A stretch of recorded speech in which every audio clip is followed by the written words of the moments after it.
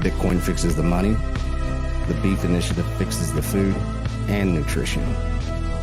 Step into some new awareness that incorporates some much needed food intelligence into your life.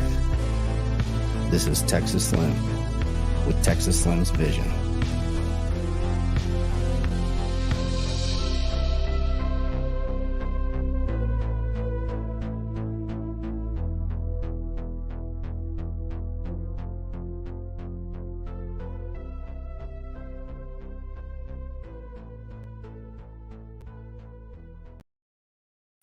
Hey guys, Texas Slim here. We got Wednesday. It's 11 a.m. Central Time, and we have a very good guest, special guest actually today. And what we're going to do is we're going to talk Bitcoin and beef. But I first want to let you and remind you that Texas Slim's Vision, Texas Slim's media company, is now podcasting 2.0 with the help of Adam Curry and team. And now you can actually stream sats. You can get sats back. Go to the Fountain app. If you're not familiar with it, go to the Fountain app and start streaming sats as you listen. We don't have any advertisements unless it is advertisements from this mouth. Of course, we are partners with KNC Cattle. KNCCattle.com is part of the Beef Initiative and a driving force behind the Beef Initiative. So podcasting 2.0, decentralized sound communications, Beef Initiative, decentralized beef, market access to pure animal protein with KNC Cattle, Cole Bolton. So to get started today, what we have going on today, we're going to have a very good conversation with the author of the book, Bitcoin and Beef. And if you have not seen this on Bitcoin Twitter, you need to go check it out. We have the author here today. We have Tristan Scott. And Tristan, we finally get to meet, and I'm glad to have you on the show. How are you doing today, man? I'm doing great, Slim. Thanks for having me. Yeah, it's awesome to finally connect, and I know we've gone back and forth on Twitter, so I appreciate you having me, and it's awesome to find someone else who's so into Bitcoin and beef. You bet. It's kind of interesting, the story. We'll go into that, and I want to give you thanks and give you a lot of respect for staying with me and staying persistent, because it took you sending 2 books. Don't know what happened to the other book, the post. Maybe you got, maybe the Fed got it. I don't know. But anyways, they don't like stuff like that. So the PO boxes, yeah, they're tough. Yeah, they are tough, but we got the book. I gave it to my dad to start reading. He's been reading it. I've been going through the pages and everything. And, I said, well, we got to get this going, because we have the Colorado conference coming up. We have other conferences.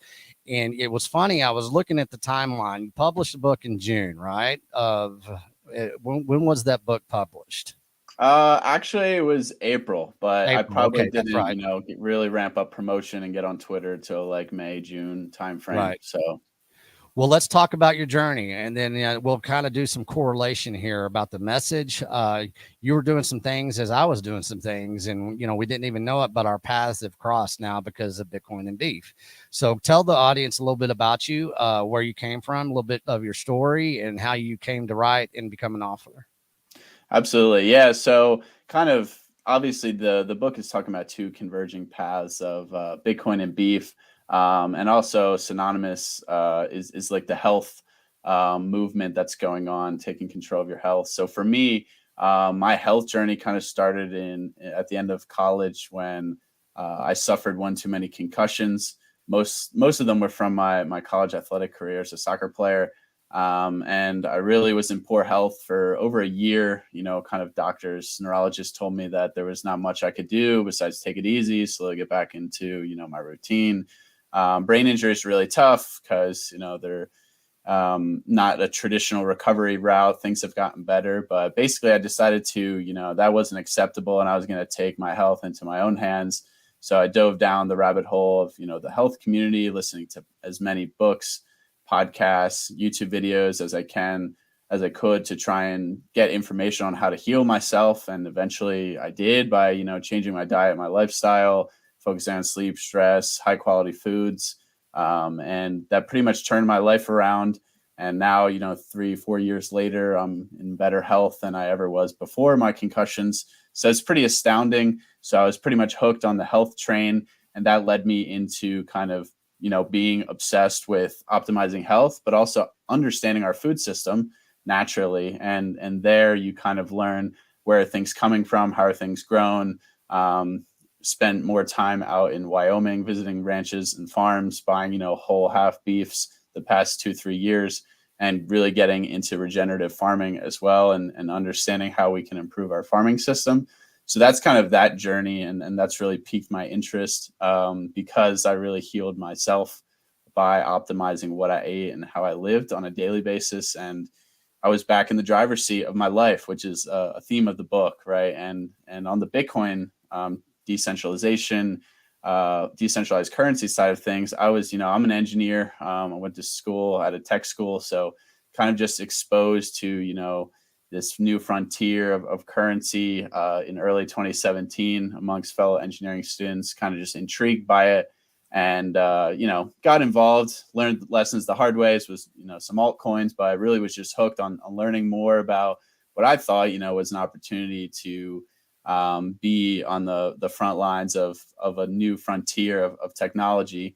And eventually, learning the hard way kind of pointed me to just focus on Bitcoin in the past few years. And last year, kind of in the beginning of 2021, just kind of had an epiphany where I was like, these two aspects are very similar. I'm super interested in this decentralized finance. I'm super interested in health optimization, farming, regenerative farming, decentralized food systems.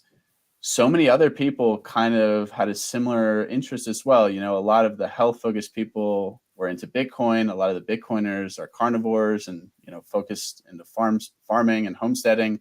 Why is that? And I thought, there's not really any material out on the converging paths of both of these topics, which I saw as it's taking back control of your life. It's putting you back in the driver's seat of your health and your wealth, being the owner of your finances instead of, trusting some very corrupt banking financial system and a money currency that's being debased heavily with quantitative easing and all the, the monetary policies that are trying to prop up our economy, which is hurting the average individual. And, the average individual is just being robbed by not being able to just save in their own currency. They're having to play part-time investor just to stay afloat and keep up with real levels of inflation, which have been extremely high, not just recently, but now, of course, astoundingly high. But then on the health side of things, taking back control of your health, where if you're just an average American, you go to the grocery store and buy things that you think are healthy for you, they're actually not.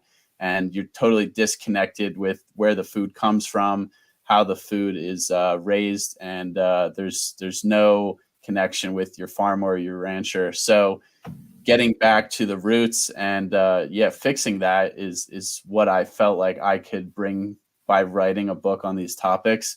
And the book is really just a culmination of what are the important takeaways. What is Bitcoin? Why is it, a better form of money than anything else we've ever seen? And what are the common criticisms that are painted in the media, and answering them with facts. So that was kind of the inspiration for the book and my journey. Is I just saw so many similarities in these topics.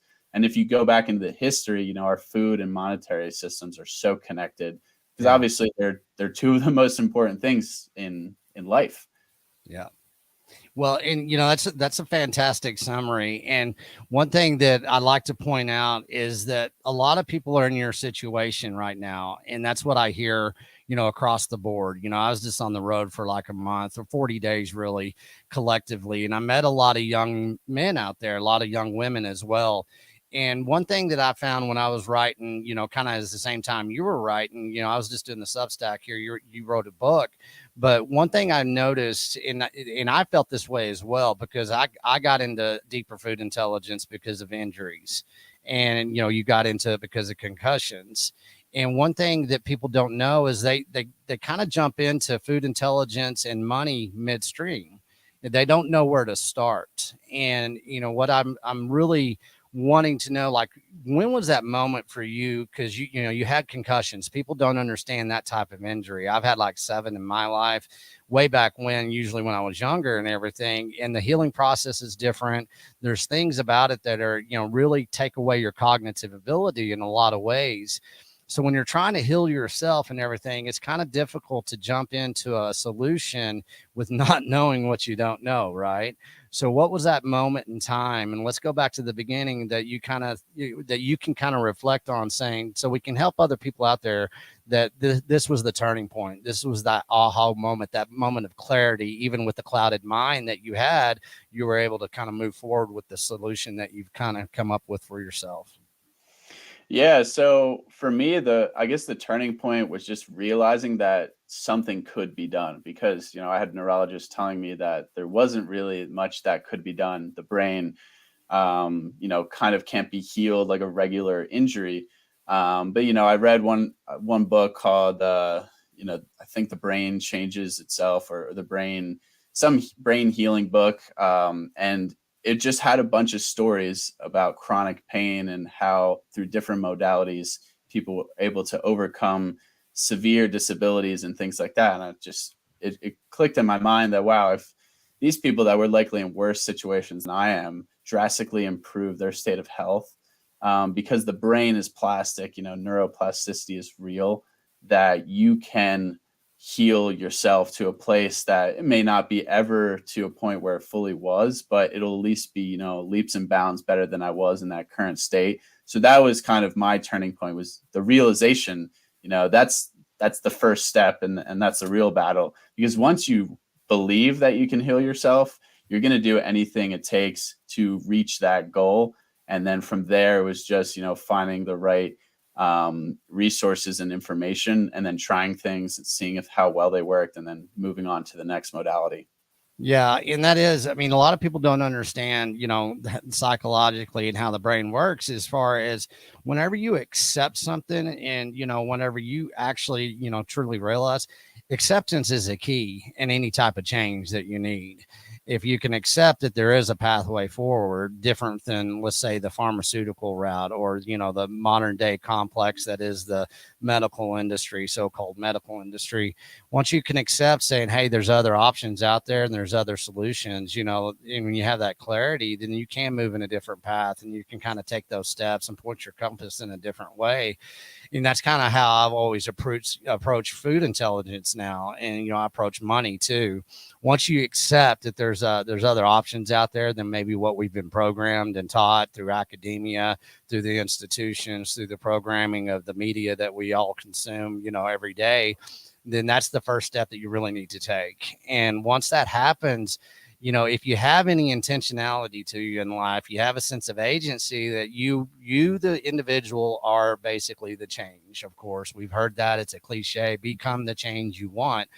But once you find that destination that you want to get to, I mean, it really does flow. And, writing and creating content and doing, like for me personally, doing the beef initiative. And as you've done, beef with Bitcoin and beef, it just happens symbiotically. And these connections that we're making these days in our lives across the board, we'll look at Bitcoin Twitter, look at all the people that we've met that we would have never have met, you and I, if we wouldn't have done our path, accepting that there is something else out there. There is a solution. So I want to bring that up to people out there that are wanting to maybe change their consumption models, wanting to change, create a solution, get back into, what is food, the true food intelligence that'll give you that self-empowerment.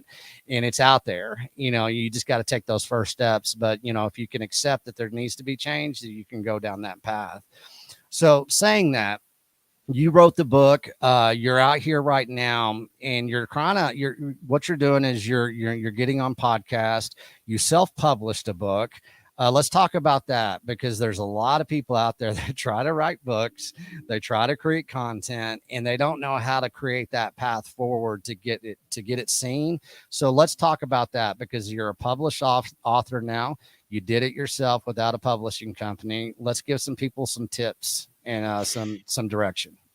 Yeah, absolutely. I mean, that's a form of decentralization in itself, which I thought Hmm. was kind of cool, right? I mean, although it's through Amazon, a highly centralized company, you don't have to go through a publisher. And actually, what most people don't realize is that when you do go through a publisher, they pretty much just own your book and own the rights to everything. And then they just kind of like pay you a lump sum, is at least my understanding of how it typically works.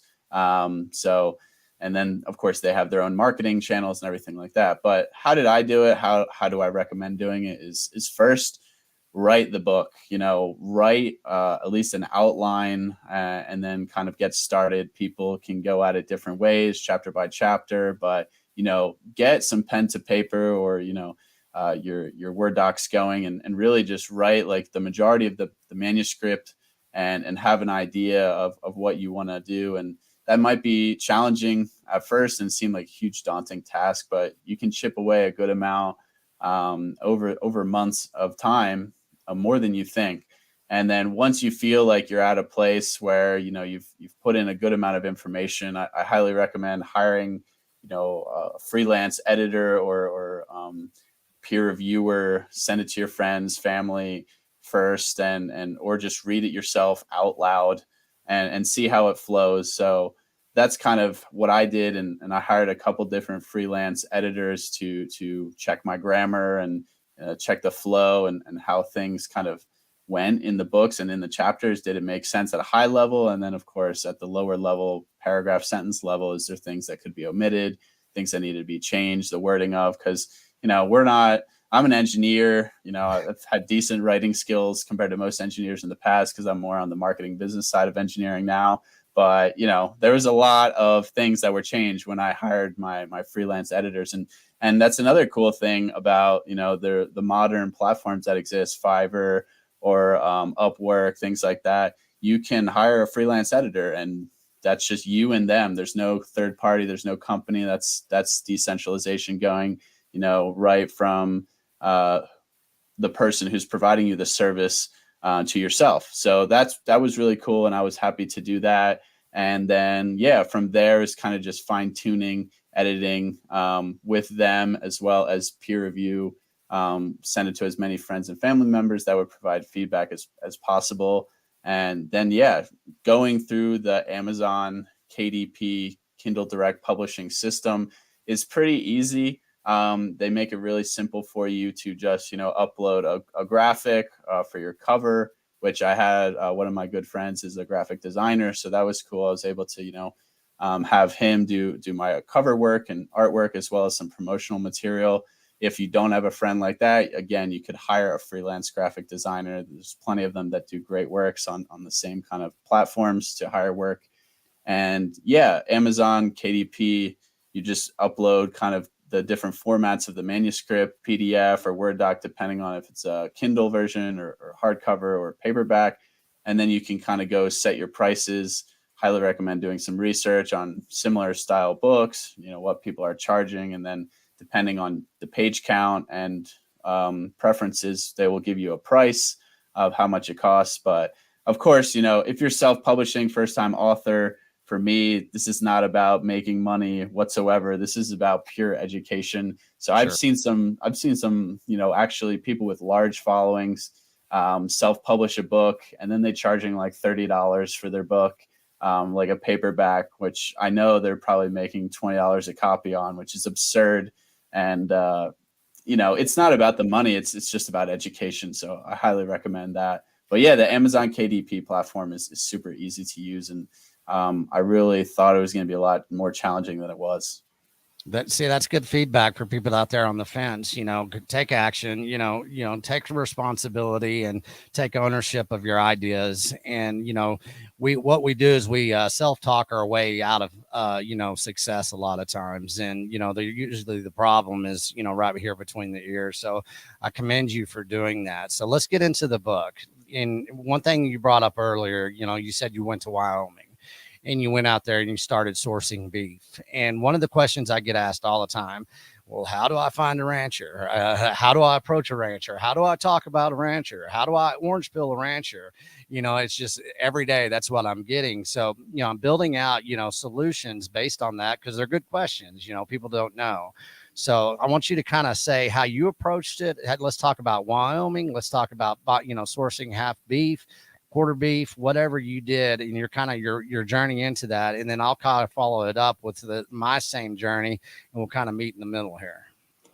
Yeah, so I mean, I was pretty fortunate. My sister, she lived in Wyoming, and that's kind of why I went out there. I went out there to visit a few times, and she had some friends that were ranching some beef, and yeah, we were fortunate enough to go out there, and one time we even helped move cattle, quote unquote helped. The real cowboy did all the work, but we were there to see how it went down on some horses, which was awesome. And yeah, interacting with the cattle that I ended up 2-3 years in a row buying from them, sharing with my sister at first a half beef, and then buying quarter myself.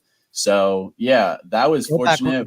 Go back real quick. How did y'all meet that rancher? Exactly. Yeah, so she lived in a small town, and she was working for the school, and I think they were taking a class together for actually an EMT certification, I believe is how they met. But you know how it goes in a small town, Slim. There's like 2,500 people. Everyone kind of knows each other. And then the other thing I was going to say is, there's like a classifieds Facebook page where people always buy and sell stuff. They post on there. That's actually how I found a different beef supplier, which I'm going to pick up a full cow tomorrow or later this week in a different area, 1 hour from that town in Wyoming. So it's pretty easy if you just get connected with your town, which I think is what you're looking for me to say. Talk to the people in your town and reach out. Don't be shy.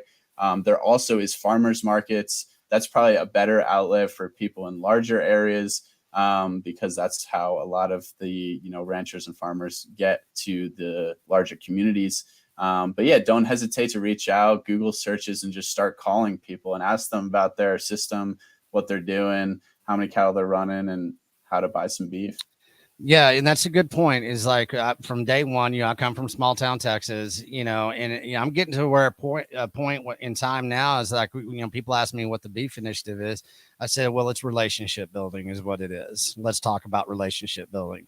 And I think for a lot of people, honestly, and this is not a judgment, and I say that all the time because it's not, it's an observation. I don't think a lot of young men in this country know how to build relationships anymore because you guys grew up with digital apparatuses in your hands. And, going out there and really knowing how to do a handshake, how to look somebody in the eyes, and being confident enough to do that is a lost art. And so I commend you on doing that, taking having the mental prowess to be able to go out there and not being afraid of it. And let's talk about the platforms in which the farmers and ranchers usually have to use. Is one of the worst platforms in the world is Facebook, but they have to use it. It is a tool, and it is an evil tool, but that's what they have. That's the only thing that they have. And so, starting the beef initiative, I said, we're going to give the American rancher and producer a voice that they don't have, because people don't realize how censored they are on that platform, and how the rules and that if they're trying to sell a product, that they can't even really sell a product in the way that they should be able to sell a product on Facebook, on Instagram, on TikTok. All these centralized platforms are really stifling, and they're a form of censorship that a lot of people don't understand.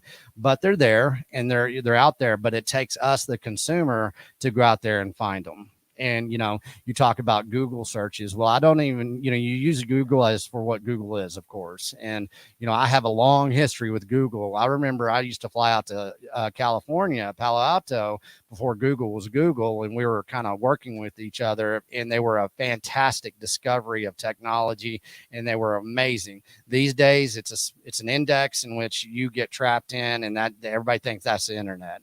But what you have to do as far as a consumer as well, and as a rancher and producer, is use other different types of searching capabilities, Brave browsers, DuckDuck, compile a list of different browsers that you're going to use to look for these farmers and ranchers. That's something that everybody needs to know. So going on to that, going and finding them and being willing to basically establish a relationship with them first. It has nothing to do with Bitcoin. It has nothing to do with the beef, really, at the beginning. It is about education. And if you can go into any relationship and be willing to be educated, then you're going to get some value for value exchange that improves your life. So, okay. So you were able to meet the rancher through a class, EMT class. You guys went out there and you got to experience, horsemanship. You got to get on the horses. You got to see the cattle and everything. Take it from there.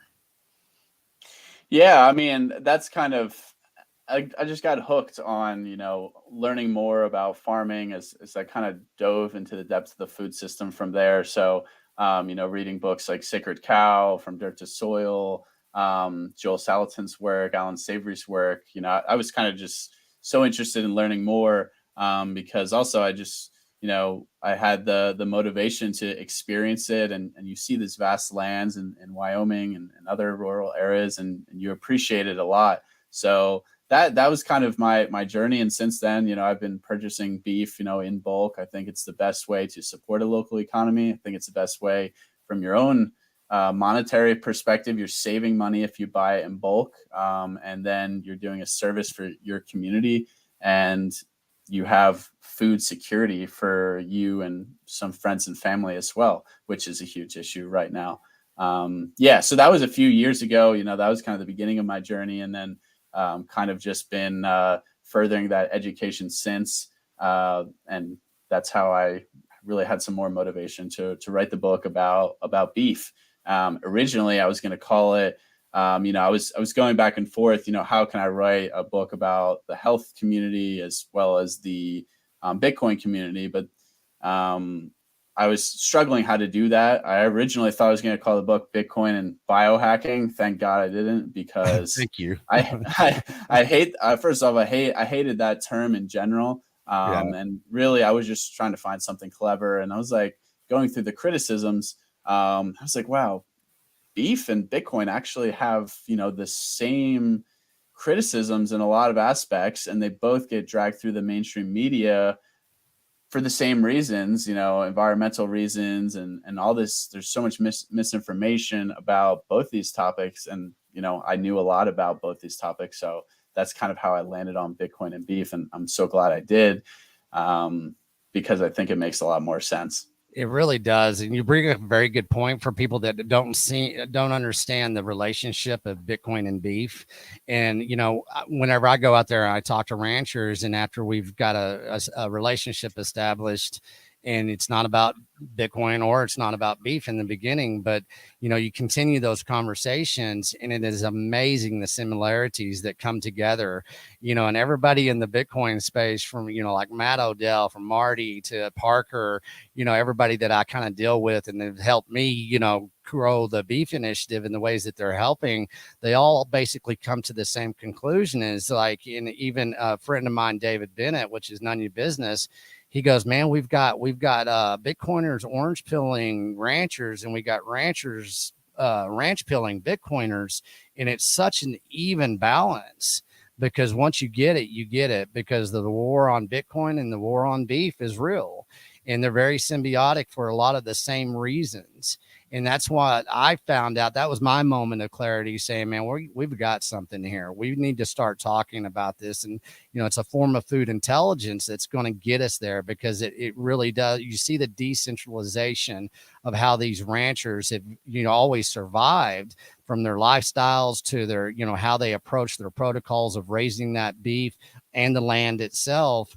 And then how you look at the protocol of Bitcoin, the ethos of it, and, the proof of work that you have to have, the verification process. You don't trust anything. You have to verify first. And it all really just comes in together in this moment of like, and then here we are. And it does happen to everybody that puts that time. And, being a content creator like you are right now, I mean, you're really forging a path. Like, this book has got a lot of staying power, and it's just getting started. So I'm excited for you for that.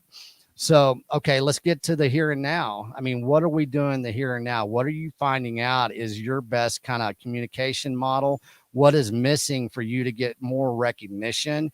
And what are you feeling these days as far as the message that you want to start, take something from the book and then project it out right now to where you are and how you're moving forward? Yeah, just to start is I think the book is kind of what I see is just it's a tool for people to either learn about the other side of the coin. Maybe you're a Bitcoiner and you don't know a lot about the food system or beef and regenerative farming. So then you can use that because you'll probably have that principle of mindset of decentralization. Use the book to learn about the other side of the coin and make that connection, and vice versa. If you're a farmer and into beef and believe in that, you can understand how Bitcoin is the most decentralized form of money that we've ever had, and will provide you the hardest form of money to save for your business going forward. So there's that. And then in general, it can also just be a tool for friends and family. So really, I wrote this book. I'm not a Bitcoin core developer. I'm not a regenerative farmer, but I'm highly interested in these topics. I have a master's degree in engineering, so I understand how to read the research and take conclusions from this based on my background. And of course, engineering helps with some of the more technical aspects, such as, the energy, the Bitcoin mining argument. But in reality, I wanted to write a book that is digestible and it's easy to read. So it's easy to convince other people and provide factual firepower. Because what I write in the meat, no pun intended, of the book is defending the criticisms of these two topics by, the mainstream media. And a lot of times people just, they know that eating meat is really not bad for them nutritionally or for the environment, but they don't really know why, and they don't know the facts and the research to support that. And same goes with Bitcoin mining, criminal use, hackability, things like that. So I really wanted to provide that factual firepower so that they can defend what they believe in. And then, setting the scene in the beginning, our first chapter is what is Bitcoin? Because I feel like so many people, I have so many friends, family members, they know what it is, they've heard of it, but they just think it's a cryptocurrency that has gone up a lot in the past, decade in price. And, but they don't really know how it works. And the problem with all these criticisms is if you don't understand the technicalities and the actual functionality of these topics, which they are very technical, blockchain and the Bitcoin network, proof of work, it's highly technical information for, your average individual to understand. So you need to have a basis of understanding before you can defend or criticize it, which is the problem with a lot of the mainstream media. These journalists, they don't really know how the Bitcoin network functions. They don't know how proof of work works. They don't know how money works or how the monetary system functions. And then the same thing with beef. They don't really understand nutritional information. They don't understand soil health, soil biology, biodiversity, regenerative farming, carbon sequestration, the difference between methane and carbon dioxide as a gas. Again, very technical topics. So I want to cut through the important takeaways so you can understand these technical topics a little bit better, but still keep it high level, and then connect the two at the end of the second half of the book on why decentralization matters a lot. So that's kind of what I see this book as. It's really a tool and a resource as a starting point. If you're a really experienced person in the Bitcoin community, you're going to read this, and a lot of it you're already going to know, but a lot of the other information on the beef side of things is really going to open your mind and how it's connected. But for me, what am I doing right now? I'm promoting this book as much as possible, getting on podcasts, talking to people like you. I think that's been successful. I'm trying to ramp up my Twitter engagement. Writing some more threads has been a popular move for me recently. So getting more engagement, more active on Twitter. I think that's just the way to go forward, to keep pushing this out there as a resource for people to, orange pill and ranch pill, like you said, their friends and family, and back up what they believe in. And I'm just trying to scale that effort in any way possible that I can.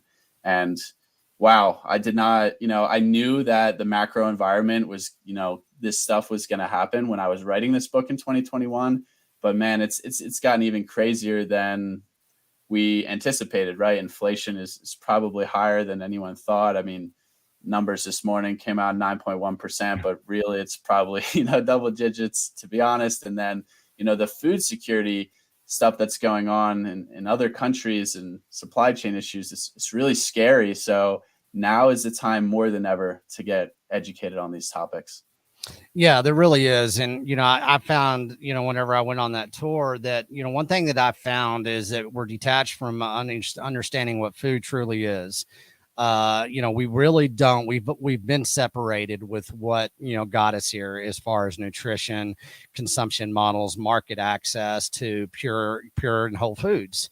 And the other thing that I notice is a form of complacency that has overtaken our nation that was basically engineered by a sense of a yearning for convenience. And whenever you say convenience and food in the same sentence, then you tell me that you really don't understand food and the value of it. And I see that across, and it's just something that has gotten. We're here, right?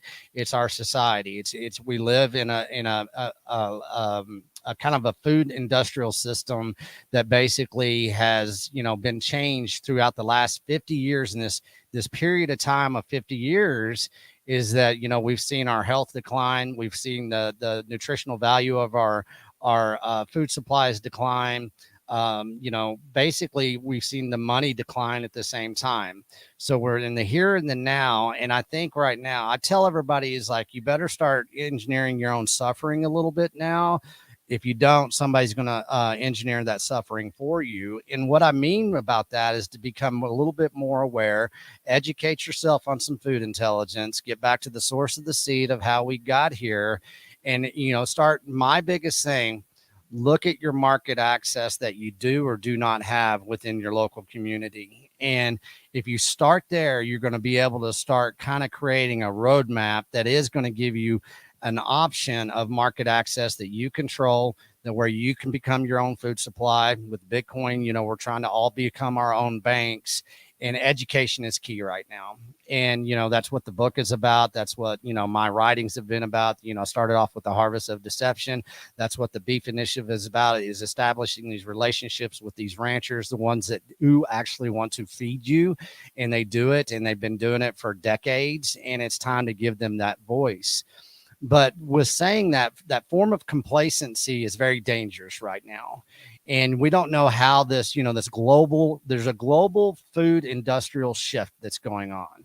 And I keep on harping about this. And I've been, kind of telling everybody for at least a year now that this is coming. And, we're not doomers here, but we're saying, hey, this is a moment of clarity that you need to pay attention to. If you're really serious about, taking care of yourself, your family, and your friends and your children, that it's time to really look at food without convenience in mind, but a sense of survival that has strength behind it.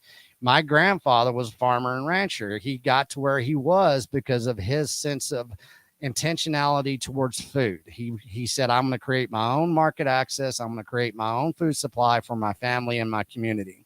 If we can all from here on out start looking at food in a different way with a sense of agency that does have that intentionality to it, we've got great opportunity right here in front of us. As the world goes through this, process of this industrial food shift, because it's happening, it's not turning around. This is going to happen. They are going to change the food supplies in ways that people do not understand. And we don't have to be a part of that, though. And, if you really go forward with decentralizing your food supply in the way that you can, there's going to be tools like your book. There's going to be tools like the Beef Initiative. You're going to be able to establish those relationships, and you're going to be able to go out there and kind of create a new lifestyle for yourself. And talking about lifestyles, we're about to have a conference in Colorado. Do you know much about our conference in Colorado?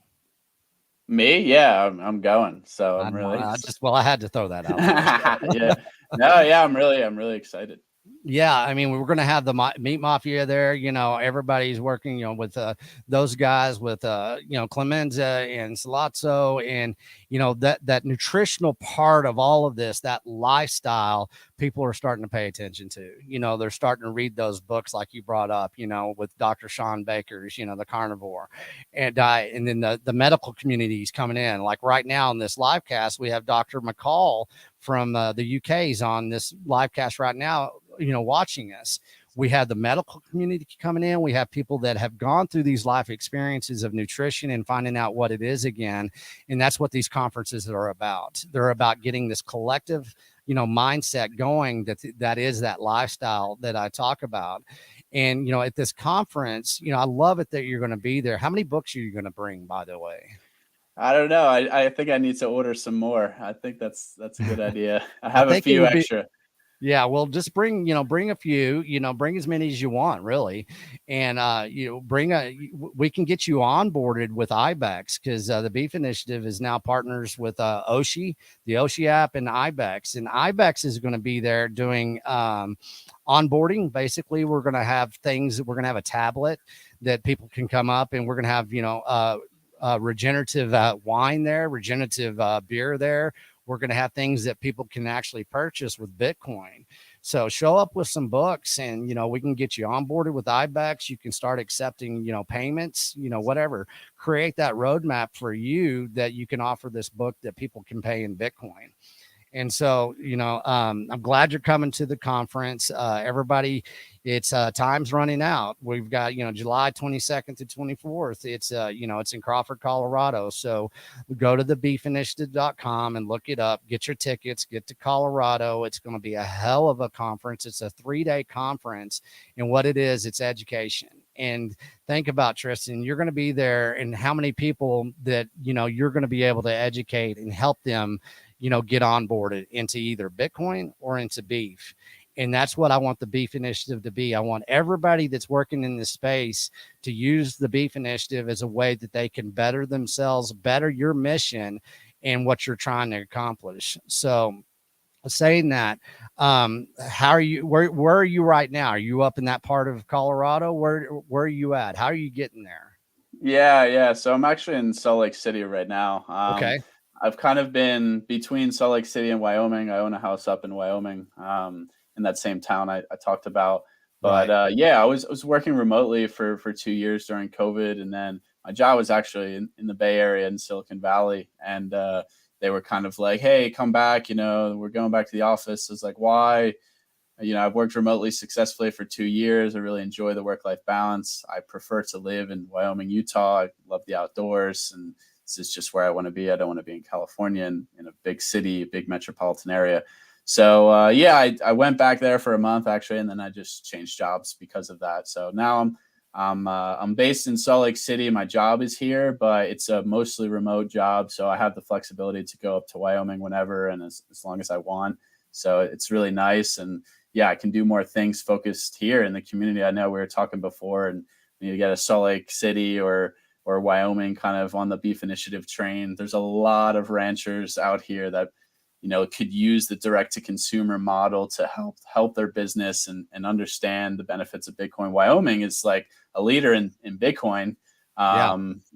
with Loomis and Cynthia Loomis, the senator, and a few others. So yeah, I would love to be a part of that and keep the momentum going out here in the Mountain West. But yeah, I'll be driving down from Salt Lake.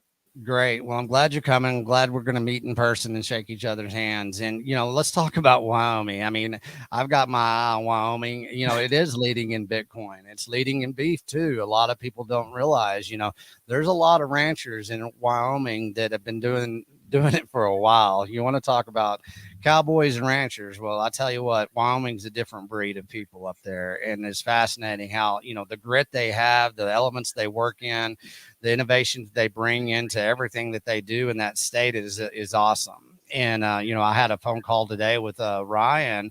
He's up in Wyoming. There's so many people Mm-hmm. that are in the Bitcoin space and the beef space. So hopefully I'm going to be going up to Wyoming right in sometime in October. I'm going to be out in Idaho, and I'm going to hit Montana and Wyoming. So, everybody that's out there in Wyoming, we've got our eyes on you. So, we're going to come and shake some hands and see what we can get going. And hopefully we can kind of meet up with Senator Loomis and, create some conversations that a wider audience can hear. Because you're right, she's in the Bitcoin and she's in the beef. So, here we go. Let's get back to the book so we can honor the book. What is one of the favorite parts of the book that you like, that you've heard people kind of respond to, so they can go out there and get this book? Yeah, no, absolutely. I mean, I think for me, defending the criticisms was really, the most important part of the book. Like I mentioned, it's kind of the meat of the book, and really, I want to just defend what I believe in with facts and the latest scientific research. So one of those areas that I mostly talk about on podcasts is the environmental argument, which I think is probably the biggest one on both of these topics, right? You always hear, some arguments against beef for, it causes cancer. It could cause indigestion or, nutritionally inferior. I think those are super easy to kind of defend against and displace those arguments. But the environmental piece is a lot more complicated, more nuanced, more complex. So that's one I really took pride in. And same thing with Bitcoin mining. Again, that's a really important technical topic. So yeah, I would say that. I don't know if you want me to go into the details a little bit of each here, but I think Well, that's one kind of. thing I want to talk about, and you bring up a good point, is kind of the climate, the climate Mhm. argument that we're all having. And it is tough to define, to go against the narrative that's out there, because what people do is they automatically label you as like, oh, you don't believe that we need to save the planet. And of course, that virtue signaling crap that gets out there and thrown in our faces, and people couldn't be so further from the truth. But what we're doing is we're talking about the true solutions, with CO2, with nitrogen, everything that they're that they're using against us as far as people that are in regenerative animal producing, everything, energy, of course. They really don't understand what the solution is, and basically what the solution has always been, and it starts from the ground up. It starts within the soil itself. And people expose themselves really fast whenever they try to go with this narrative that they're pushing on us, and they're trying to change the world and basically enslave us in ways that people don't understand, from the ESG model to everything that we've got going on right now. So it is a hard argument. It is a hard form of education, and it takes time. But what do you found best that works for you as far as kind of going against this propaganda that is about climate change? Yeah, so what I found is best is actually to start with kind of the what is the media saying? What does the science say? So people like to start with like regenerative farming, carbon sequestration, but I think that's almost like a too deep of a topic to start with. I think you should leave that for the end, because for me it's like, hey, all right, let's look at what some of these media outlets are saying about beef CO2 equivalent emissions. They're saying it's like, 10, 12, 15% of all emissions. Whether that's good or bad, the CO2 people who are just saying it doesn't even matter, that's not who I'm talking to. I'm talking to people who are on the fence, who need to be convinced here, right? So what in reality, the actual number is probably like 4 or 5% is emissions due to cattle. And then you go in and you educate them that these are all calculated in equivalent carbon dioxide emissions.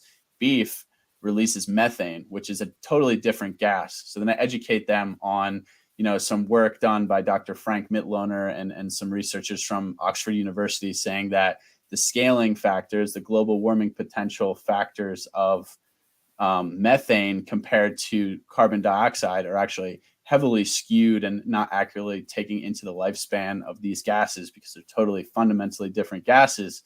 When in reality, if a beef herd is held consistent over 10 to 12 years, there's no really additional methane being put into the atmosphere due to the characteristic of that gas. And as you know, or you might know, in the United States, our cattle herd is actually down 25-30% since the 70s, where it peaked. I know Sean Baker talks a lot about this. So if you're going to talk about warming due to methane in the atmosphere due to beef in the US, it's actually not contributing whatsoever and maybe going down. In other areas of the world, such as Africa, it may be going up. But that's kind of educating on why these numbers that the media is saying is actually very heavily flawed and heavily controversial in the scientific community. Then you can start talking about carbon sequestration. We didn't even start talking about the benefits of beef that can sequester carbon if properly managed in a regenerative system. And then, why do we need regenerative with animals? Well, actually, research from the Rodale Institute shows that regenerative with ruminants will increase the organic matter the most compared to regenerative with just plants or conventional farming methods. So that's kind of, I like to layer it in, and then I like to do the same with Bitcoin mining. Oh, Bitcoin mining consumes the same amount of energy as, like, Sweden. That's not even a lot of energy. The global Bitcoin mining is like 0.2% of all global energy production. And as you've seen in the news, Slim, the past couple of days here, you realize that Bitcoin miners are actually the most flexible consumers of energy we have on the planet. And I like to say probably the best thing that's happened for the grid since the inception of the grid, because you got real hot days here in Texas. All Bitcoin miners in Texas have shut off operation because the prices are so high. It's not profitable for them to operate, relieving the grid of 1 megawatt of capacity and immediately helping alleviate some of this pressure on ERCOT, the Energy Council here of Texas. So that's another thing that I like to layer in. Start with the numbers and comparisons of Bitcoin mining, how much energy does it really take, how much energy should it monetary system consume, and then actually show them that Bitcoin miners are mostly sustainable, mostly renewable, because they have to be profitable, and then they're actually the most flexible consumers of energy ever, and improving the resiliency of the grid.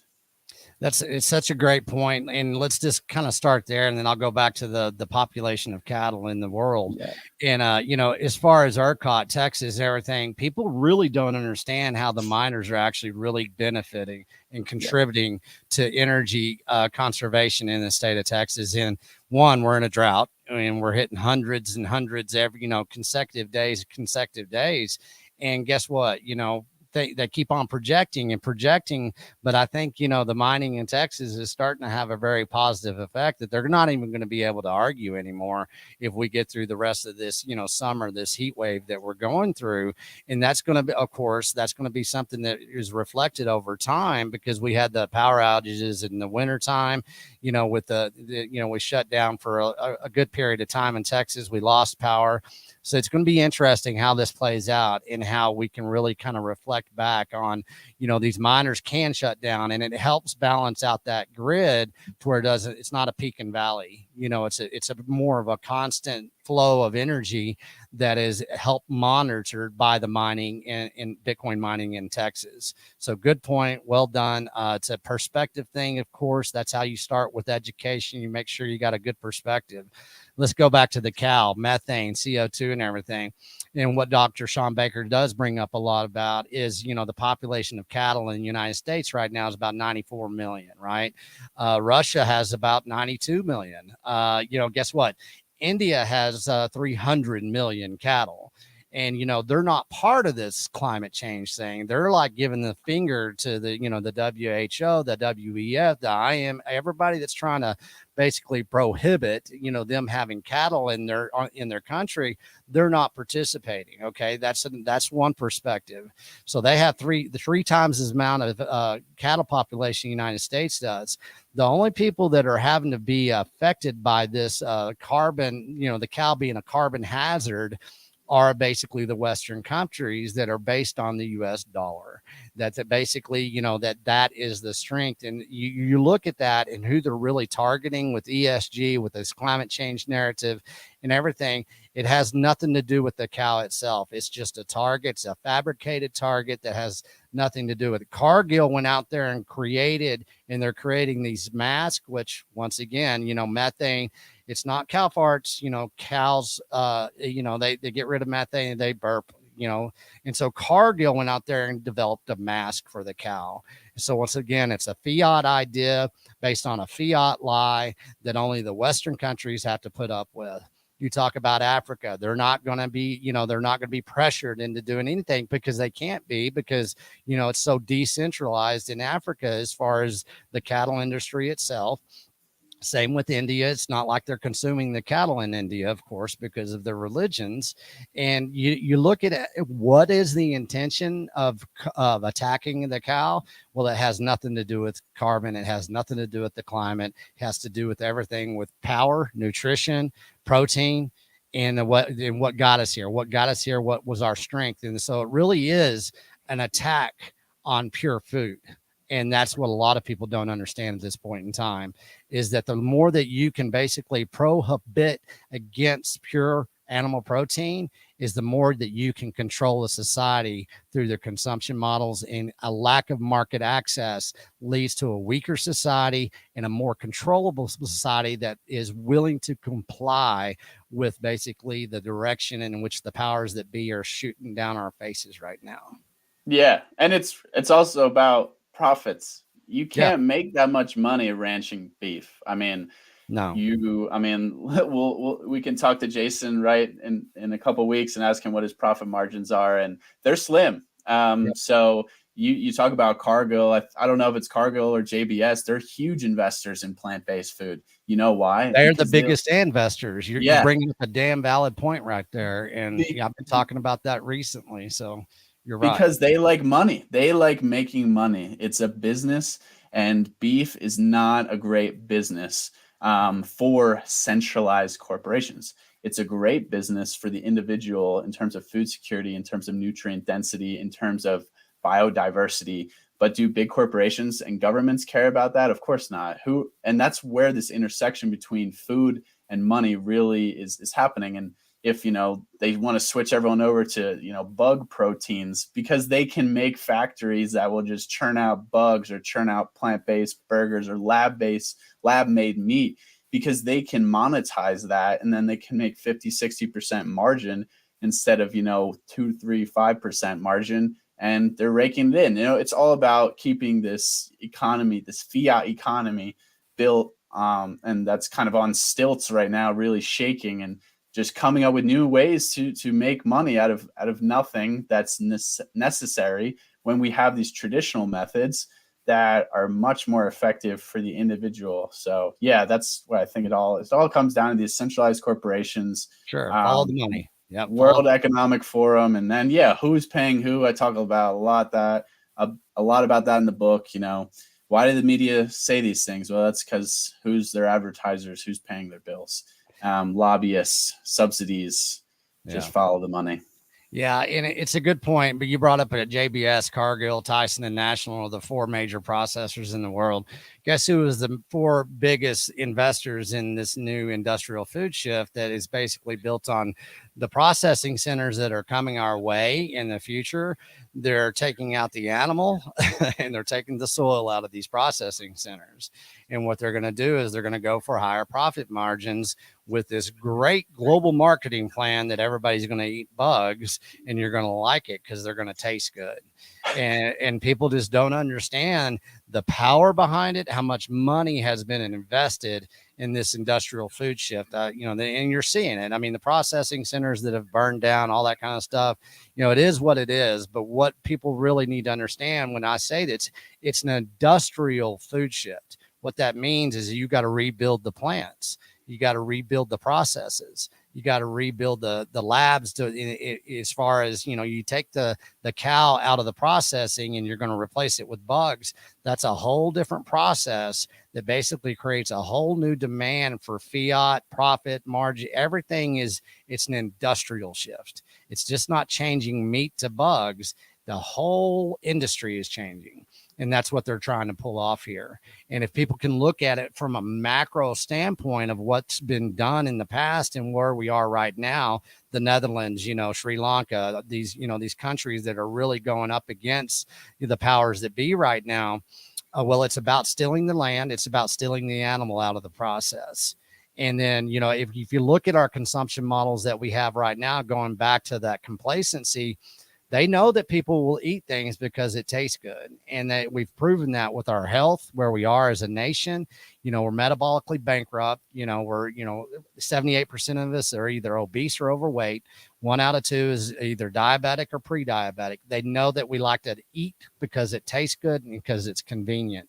So getting that perspective and, moving forward, it's stuff like, this podcast, people that are listening to this podcast, people that are reading your book, there are solutions out there. And you and I, Tristan, are both we're showing proof of work, and we're asking everybody to come along with us.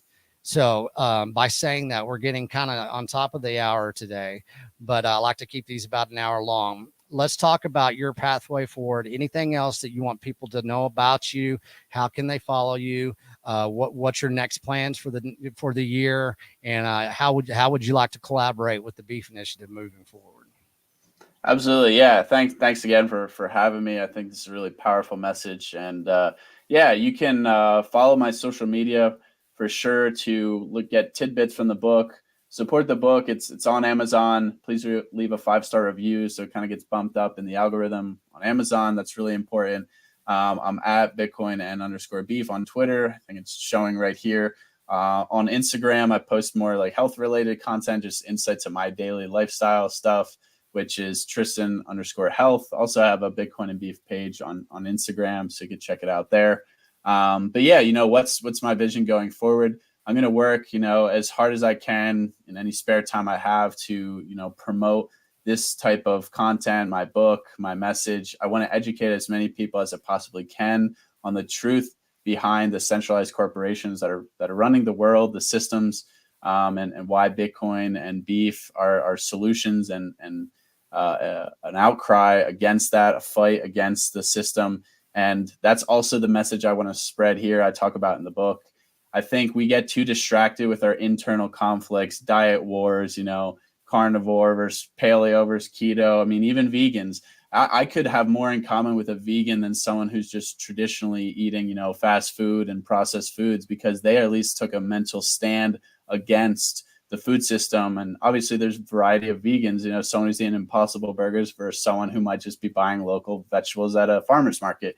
We need to come together and fight the system. Stop fighting silly diet wars or, crypto wars. We need to come together and fight the common enemy here. That's my message. That's what I'm going to continue to spread. I think, I would love to collaborate with the Beef Initiative going forward in areas here in Utah and Wyoming. My goal in 5 to 10 years is to save up money from my engineering job and using Bitcoin as a resource to do that effectively and become a regenerative rancher of my own in Wyoming. That's the long-term goal. I really want to spread that message and be part of that myself. And also looking into ways to effectively manage and ranch high quality meats, not just beef.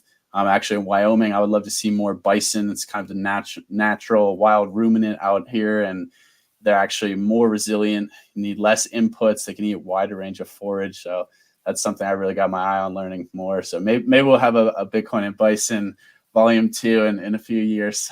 But that's kind of what I'm working on. And whatever opportunity I can to keep spreading the message and improve the resiliency of ranchers out here and educate them on stuff you're doing will be things that I really want to get involved with.